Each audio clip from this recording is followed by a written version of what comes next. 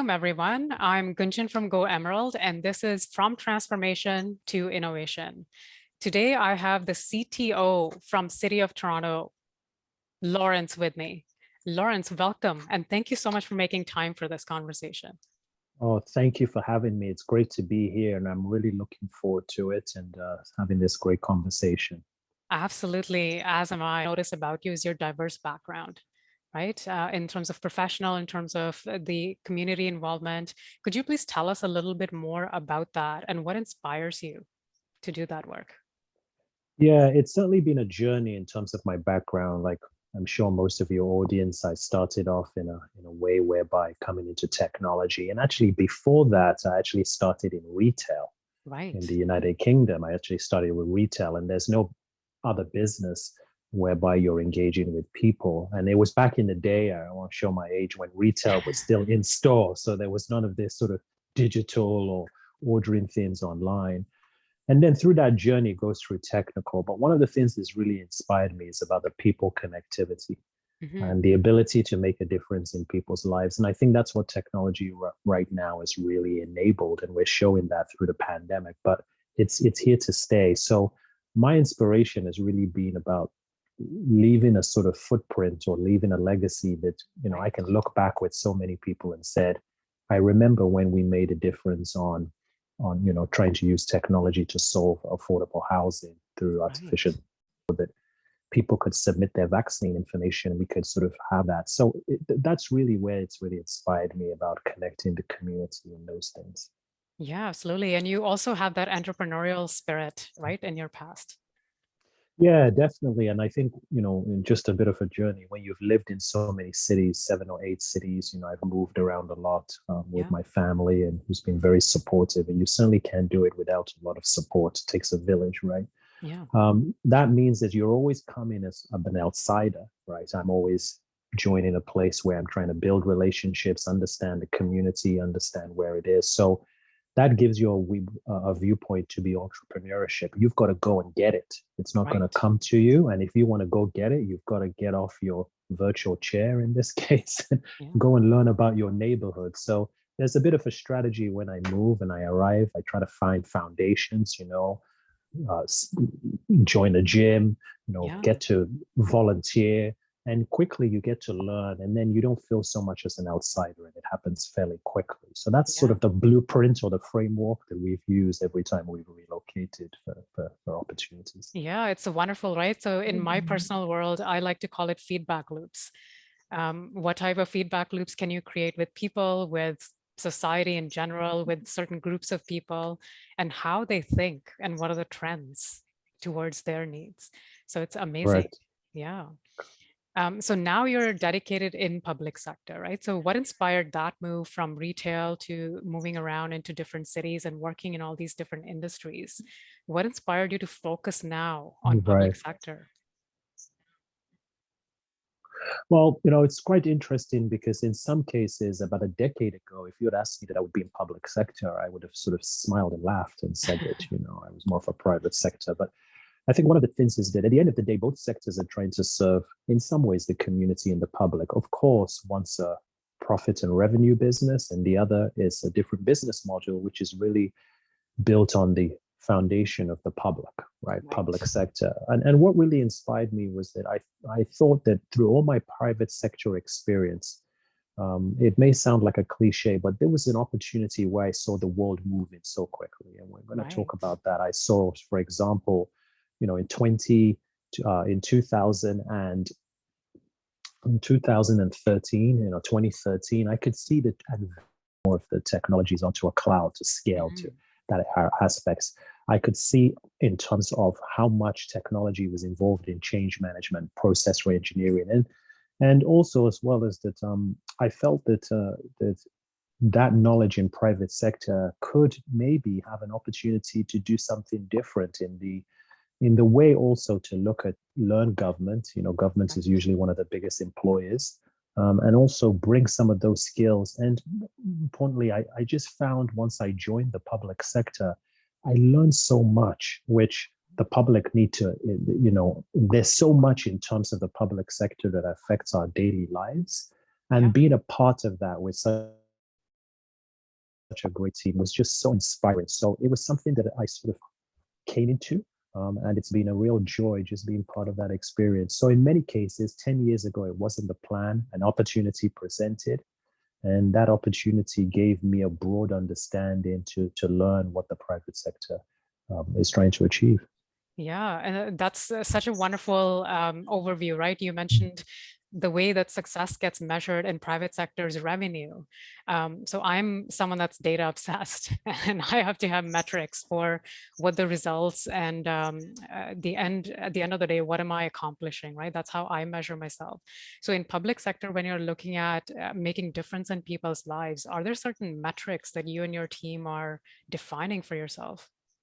Absolutely. And I just want to preface to the fact is that certainly in the city, we're certainly moving to results-based accountability. Right. So as much as there's qualitative metrics, there is also, we have the public and we have accountabilities based on its taxpayers' money. We want to measure that. So there's certain metrics we could be interested. How many people are moving from shelters to permanent housing? That's a very strong metric that we can measure, and I'm sure some of our emergency services have very strong measurement in terms of, the ability to deal with emergency services, whether it's, ensuring that fires are put out or ensuring that paramedic services there. So they're very strong measures. In terms of technology, for our respect, we measure things on it, and we're gonna talk about this. But there's 4 guiding principles that we measure things. It's the 4 S's. Stable is the technology we're enabling. There's nothing wrong. We're in a remote platform right now, but if that remote platform isn't stable, then the service levels of measurement. So we have service levels to say our traditional benchmarks, the uptimes and etc. And then we can scale. Another metric we measured over the pandemic is that we went from 1,000 people remote to 10,000. That's in 6 weeks. That's a strong metric. So we measured, how do we scale? Because also we are satisfied 2.9, almost 3 million people. So that's another measurement. The solutions we're putting out digitally, are we scaling that to ensure the public?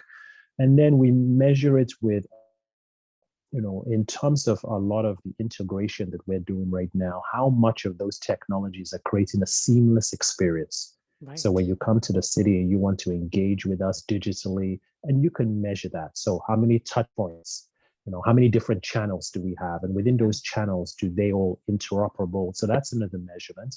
And then sustainment, we are a strong measurement right now for technologies that over the past few years, our vision is to get 80% of our infrastructure in the cloud compared to 20%. Now, the reason for that is that the measurement is scale, is how quickly, and also to ensure that we're secure and safe. So there are very tangible measurements. Now, the qualitative measurements are at the end of the day through public consultation. Can the public say to us that they feel that their voices are being heard? And we have a framework where we're calling Draft Digital Infrastructure Plan. It's called the DIP.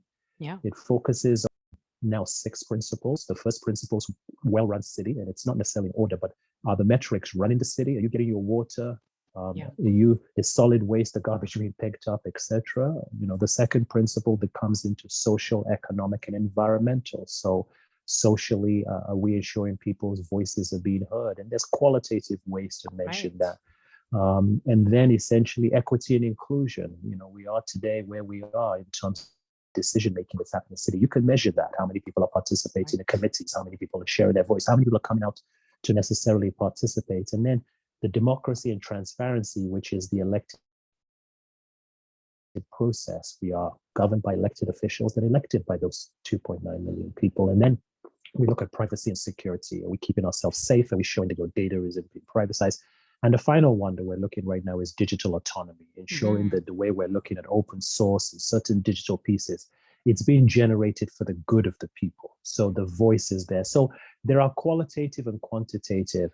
Now, one doesn't take over the other. That's what's different to the private sector. It's not all the bottom line. Yeah. All of those measurements are important, and all of those areas we have to be able to demonstrate through the elected process and through the committees and through transparency that all those measurements, that's what's kind of can be challenging, because you have to look at it holistically as opposed to just my profits and just essentially my loss or how much revenue I made each quarter. Yeah. And there's dependencies across some of these as well, right? Managing some of those and managing relationship as it is with the residents of the city. That's no small feat, right? Correct, correct. I mean, the difference is that, in the private sector, maybe you may have your board, 5 or 12 people, and Yeah. you're, of course, accountable in a public forum to your shareholders.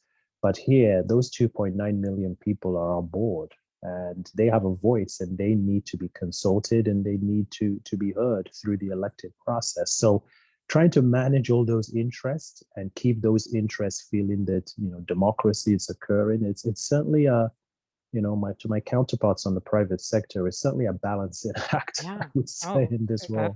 understatement of the day, right? That's right. Certainly very, very educational for me. I never realized this is how much it goes on in the qualitative side of things, right? Um, a lot of the times in private sector, there's marketing teams that are managing that relationship or sales teams that are managing that relationship.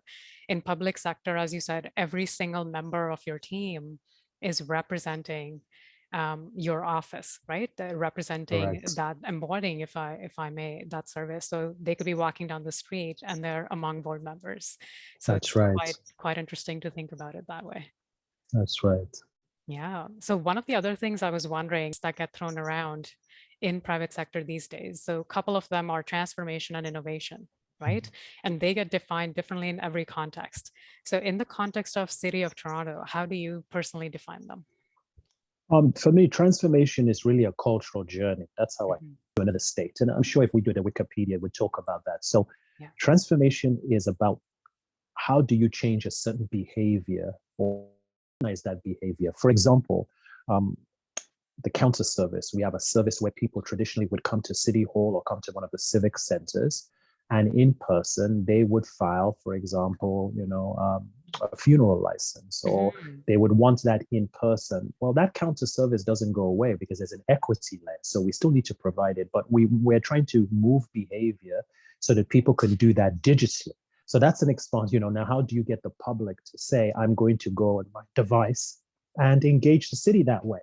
And you're Right. also talking to a public of different demographics, from the baby boomers to the millenniums to the Yeah. different Seven generational, different generations, several probably. different generations who Yeah. want to experience government in very different ways. Yeah. So to me, that transformation is moving to one state to the other. That's how I see transformation.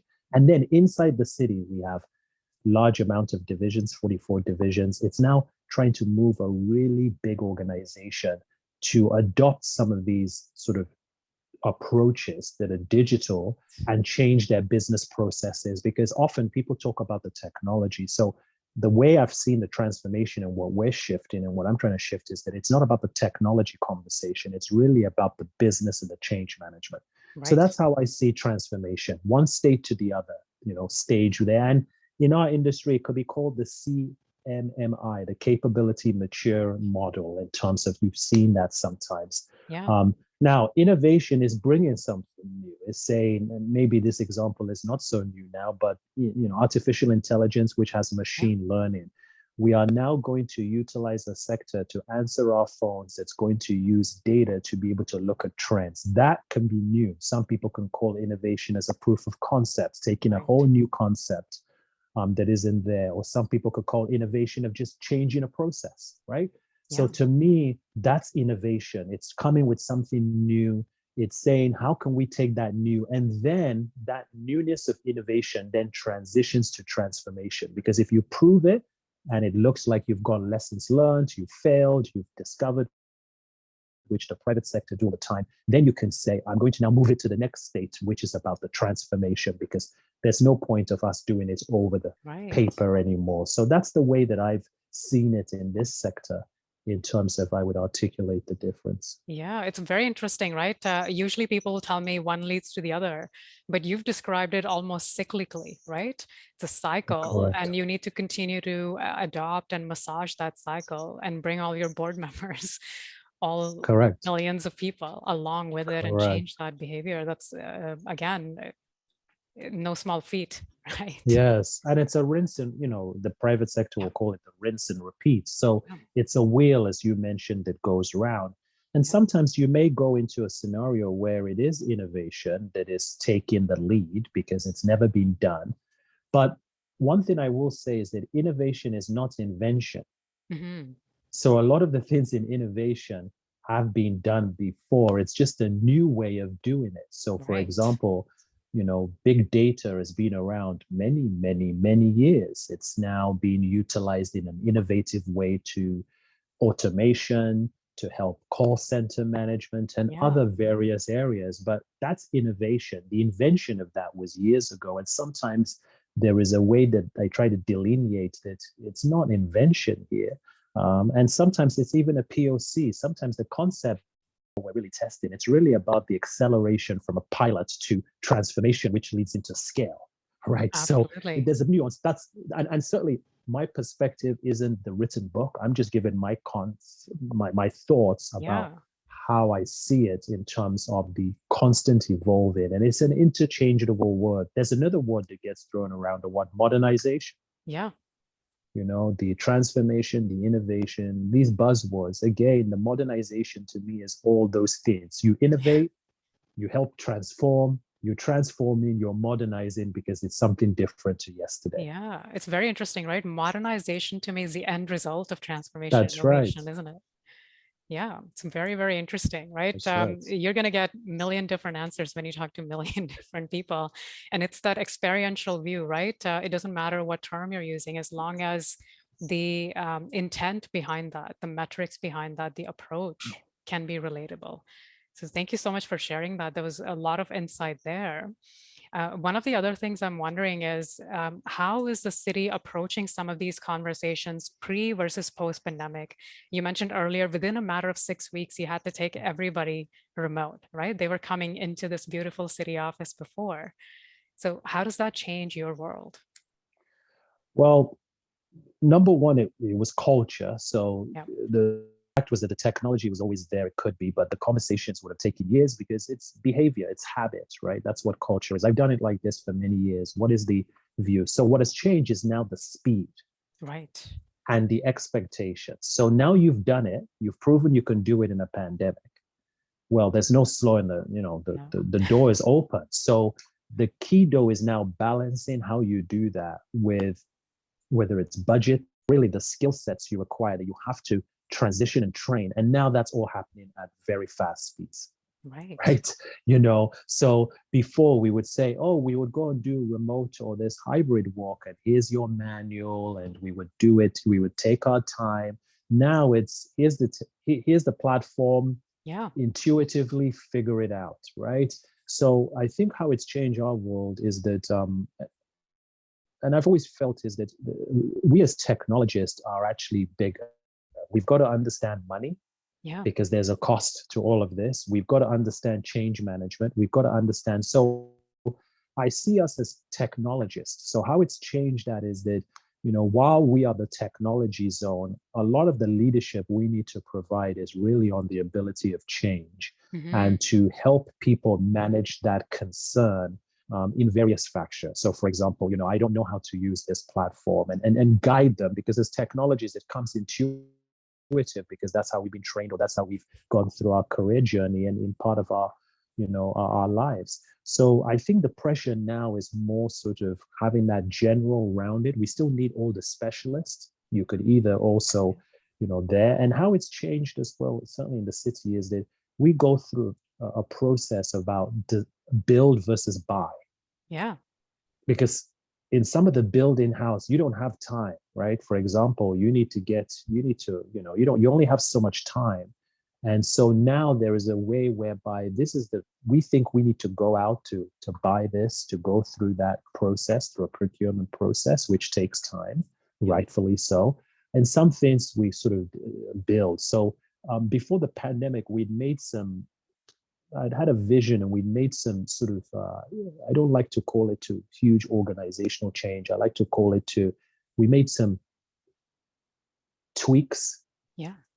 And learned from it, small changes. incremental that, when I took over the position officially in October 2019, I'd been in the city from 2017 as the Deputy Chief Information Officer. We changed the role. There were some things in 2017 I saw that we did, and it was just really about the S of sustainability. So when the pandemic hit, well, we could turn it up very, very quickly. Yeah. So those are some of the wares. It's really understanding your ability to be agile in terms of move quickly, but some of the things have a longer, and it's a pulse, and sometimes it's an art sometimes, and sometimes it's a science.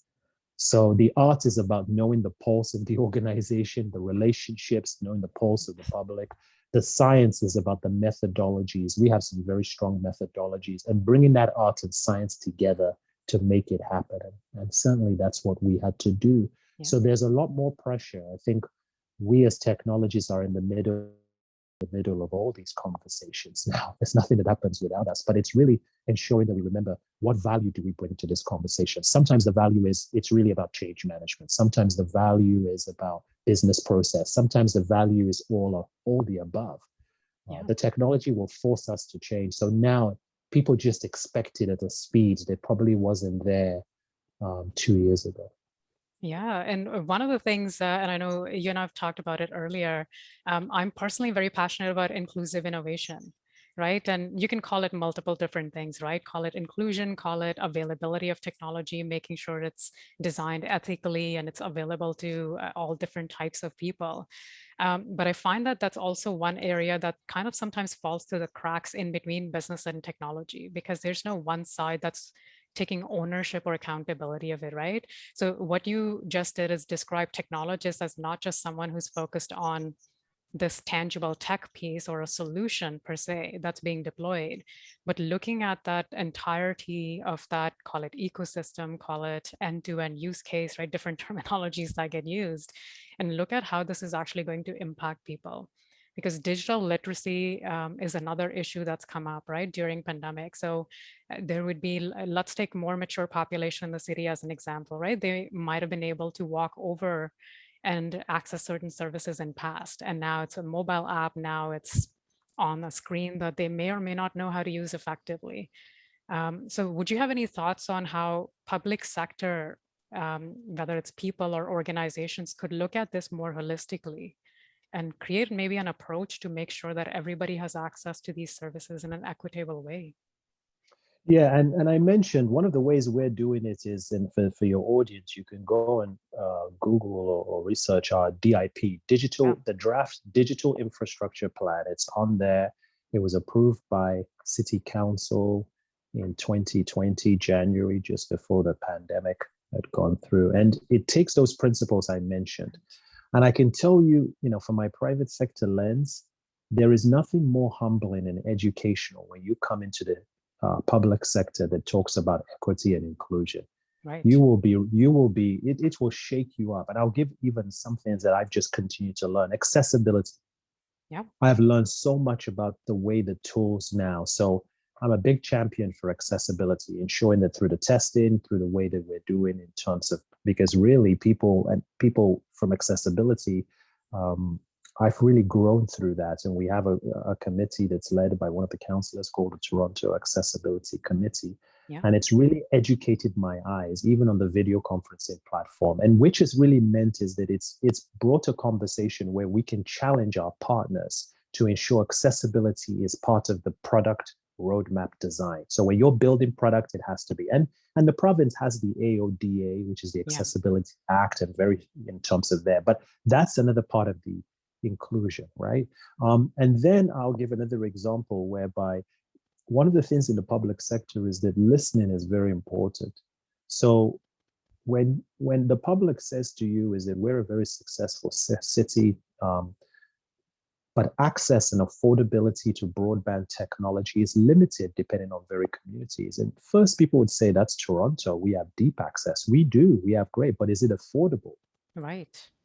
To various group. If you're somebody on a lower income and you're getting $600 a month, and 10% of that, possibly $60, is being spent in terms of ensuring that you're having high-speed internet, etc. All of a sudden now, it's a very different conversation depending on your economic circumstance. So I think the public servants, we have to come into a lens and those frameworks. So what we're doing is the DIP is a policy documents we're embedding into the city.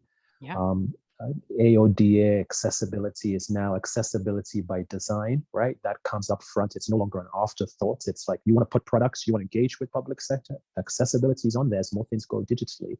And using that voice. So those are the things that have really shaped me, I would say, in my 4 years in public sector, which I'm not stating that it wasn't part of the conversation in the private sector, but you can certainly target certain markets. You could say, this is your product in the private sector. We're all digital. That's how it is. You want to use our products? You're going to do that. It's not like that. We're serving the people. So the aspects I've mentioned has to be part of now in technology. We have to now be pushing those conversations on equity and inclusion because we have a stronger voice because we are the technologists and we see the process from end to end. We see it, and usually if it doesn't work, it's going to have a conversation. The technology doesn't work, but sometimes it's not the technology doesn't work. It's how the process was built, whether the process was built equitably and was including people and also was accessible to that. And that's really where we have been frameworks to help that conversation up front as opposed to an after effect. Absolutely, because technologies, as you said, are supporting the entail of it when something's broken, but you're also noticing where things were not designed, as you said, for accessibility and for everybody else in mind. You're able to inform those business partners and educate them, right? To say, correct, next iteration needs to be better. Correct, and the large strategic partners, our vendors, our suppliers. Right. I'm having conversations with them and say, this is now part of it. Now, the advantage being the largest city in Canada with our brand, it allows that. But I see that as part of social responsibility, just based on the fact is that based on our size, if Toronto these conversations, it can benefit the other municipalities across the country and also benefit other aspects of the country, just based on the fact of our size and the fact that we are part of the big 6 cities. The GDP is very strong in Toronto, so we can use that voice for good to help those other municipalities, bring them to the table, and state that we also are putting accessibility up front as the city of Toronto. We're putting equity and inclusion up front, and we've had people who've reached out to us, and we want to ensure that's shared. So I see us as almost a national responsibility across the municipalities, as well as in North America, because we're the 4th largest city in North America, and to have that voice. And that's very, with greater responsibilities come greater viewpoint in terms of the humanity and the society. And that to me is really where I find that my role can also do a lot of good. And it's not just on the technology, but it's about changing things for the future generations. And that's the legacy I think that myself and my colleagues within the city are working towards together. Absolutely. And that's speaking to your global experience, right? Being that global citizen and driving that change, for being that voice, if you will, that brings people together towards that action, not just having conversations all the time. So one last thing I wanted to ask you, Lawrence, is if you were to picture City of Toronto 10 years into the future, right? Let's put our sci-fi hat on. What would be your ideal City of Toronto 10 years from now? I'll use an analogy. There's been a lot of talk about smart cities. Yeah. And we've changed the language. Ideally, it will be how we are connected community. So in Toronto, we don't talk about smart cities in that phase. Of course, there are cities that are using smart cities, and that's really about the technology. So ideally, for now, we'd be able to say when City of Toronto went most of their services digital, it included a lot of people, and we are now connecting people in a way that, for example, we're able to have, community conversations in a digital way that we could not before. And it's about the community up front. So 10 years from now, where we're bringing what the latest sensor is, the latest internet or industrial internet of things, it's 5G now, whether it's whatever level of broadband comes in place in the future, we are putting the community in the middle. We're putting the community on the edge, and it's like a circle.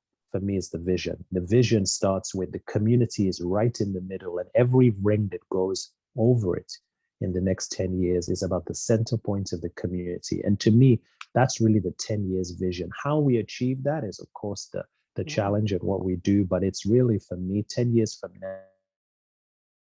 now, Toronto is about a city that put the community first and drove changes, transformation, and innovation. It was based on this community, and the voice of the community made those changes. That's, to me, what I see in terms of 10 years from now, Yeah. and now and going on. Yeah, absolutely. It's as you said earlier, right? Iterating upon that. And it feels like you're putting people at the focus because people are the community, right? That connected Correct. people community, and tech and processes are mutable. They can be massaged to meet the needs of that community, and they'll change regardless, right? Tech will Correct. continue to evolve, but the community is what it is. So That's you can right. massage that. Absolutely. Any last thoughts that you would like to share with our viewers, Lawrence? Any words of inspiration from your own leadership or your own career? Yeah, I think that, there's just a few. Partnership is very important. So I want to Yeah. let your audience, the private sector is extremely important. So private-public partnership, P3 is extremely important. We don't do this on our own. You can't. Um, but also, as well as that, one of the things is that I feel very fortunate is about putting your staff first.